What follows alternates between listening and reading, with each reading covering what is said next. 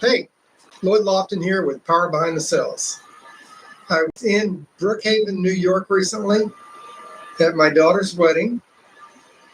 We had the wedding at kind of like a castle. It was a great wedding. I got to give her away, and my son officiated the wedding, which that was kind of cool as the dad. I give her away, my son is officiating the wedding. That's pretty cool. In fact, I thought something was funny when we walked up and I shook the groom's hand to give my daughter to him. I said, "Remember, there's no refunds and no exchanges." I thought it was kind of funny. I don't know if my daughter appreciated it. She laughed afterwards, but I thought it was kind of funny. But during the wedding, through the whole process, we went up there a week beforehand. So we got everything ready. We had all the different vendors coming in. We rented the, tables and the china, and we had photographers, a caterer, all this kind of stuff. So it was a really nice wedding, and I'm glad she was able to have it. But it reminded me, as I interacted with the vendors, it reminded me of years ago when I would recruit agents all the time, how I would put agents in different buckets. I would put salespeople in a bucket as a wit or a wig. So what do I mean by wit and a wig? Well, you would hire some salespeople, some agents, and they would, as soon as you hired them or during the hiring process, or when you first onboard them, they were like, where do I get the rates from? How do I download the software? Where do I get the applications from? Where do I get the supplies from? How do I contact underwriting? Where do I get my leads from? Do you guys share in the leads? What happens if the lead's bad? They want to know everything that they got. What have I got? That's what WIG means. What have I got? And those agents always took a lot of time. And those agents rarely wrote a lot of business. In fact, a lot of times those agents were 90-day wonders. After 90 days, you wonder what happened to them. They would come to the job, and you would feel like that they never cut the umbilical cord. Like they come to the job, come to the interview, they're all excited, they want to plug into you. And as soon as they plug into you, then they want everything to flow through you. And that's why if you're a decent manager, they never really do good because you're not there just for them. You're there for the team. So what's a wit? A wit is somebody who wants to know, what does it take? What does it take for me to succeed? So you go to the website, log in as an agent, you download the rates, you get all your brochures there, get your marketing material there. You can call underwriting, check on your business. What's the name of the lead vendors? Here's a list of lead vendors that we use. Great, do you have a lead program? Yeah, here's a lead program. All right, great, thanks, man, no problem. They go download everything, they go through the training, they contact the lead vendors, they order their first leads, they go out and make presentations, they make money, they bring business in at the end of each week.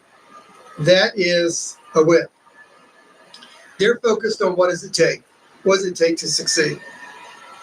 So when you're hiring people, if you put them in the buckets, those two buckets, the wigs and the wits, you always know what you got. And you spend your time with people that are going to grow. You spend your time that are willing to put as much effort into themselves as you're willing to put into them. So how do you know when you're hiring them? Well, here's my philosophy on it. So what happens is most managers are looking for people they think have the ability to do the job. And I think that's a mistake. I think you need to hire people. And what by ability, I mean, and you see it in offices all the time. It's a 6'2" 2" guy, well-dressed, washboard stomach, well-spoken. He's the new star. And after 90 days, he becomes the 90-day wonder. Like everybody wonders what happened to him. Because he doesn't have what it takes to be successful. He's got the skill set. But what it takes to be successful is the willingness to do the work. And what happens is you get the 5'4" guy, 250 pounds, got a coffee stain right here on his shirt. And every Friday he walks in with 3 or 4 applications. He's always got business. And that's because he is willing to do what it takes. And by that, I mean he's willing to profit. He's willing to make presentations. He's willing to risk failure. He's willing to invest in himself. So when you're recruiting, when a manager's recruiting, they always look for somebody who has the ability to succeed, when what they should be looking for is someone who's got the willingness to do the work. Because if you've got the willingness to do the work, I can train the skills. That's nothing to train the skills. But you have to be willing to do the work. So here's my question for you. Which one are you? Are you the wit or are you the wig? If you're a wig, you can still be successful. But just keep in mind that you are putting barriers up to your own success by your unwillingness to reach out and be proactive and get things done. And just go search it out. I went to a Toastmasters meeting last night, and the lady was looking for this particular packet to give me. And I said, that's all right. I've been to the website. I see all the stuff that's on there. I'll download it myself. And she was pleasantly surprised and relieved that she didn't have to look for the stuff, because she was embarrassed she didn't have her stuff ready. You see, I'm a wit. I know what it takes. I didn't need her to give it to me. It would have been nice if she'd had it. It would have demonstrated more leadership on her part if she had it. But I didn't need it because I'm a wit. I just want to know what it takes. If you're not a wit and you're a wig, you can become a wit really quickly. And the way to become a wit really quickly is figure out what you need this week to meet your goals for the month. Figure out what you need today to meet your goals for the week. And then only do the things that are going to get you to your goal. I'm not saying all the other stuff that you have on your plate isn't important. Of course it is. But the only thing that really matters, the only thing that's really important, is that what it takes to reach your goal.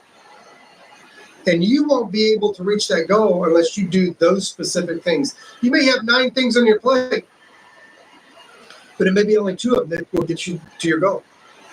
So, for example, making phone calls. Do you have 15 appointments a week? Whether you sell on the phone or in person, do you have 15 appointments a week? But why 15 appointments a week? Because if you have a 10% closing rate, it's only 1.5 sales. You can increase your closing rate to 20% and get 3 sales, but then you've got to improve your presentation.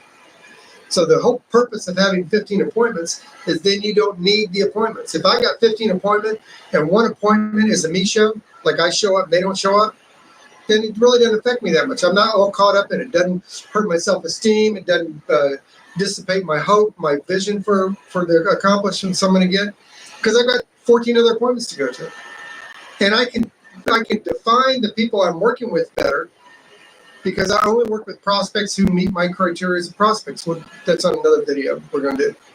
So this past week, when I was in Brookhaven, New York, at my daughter's wedding, which was a great experience, I'm really proud of my son for officiating the wedding, and I'm really happy for her.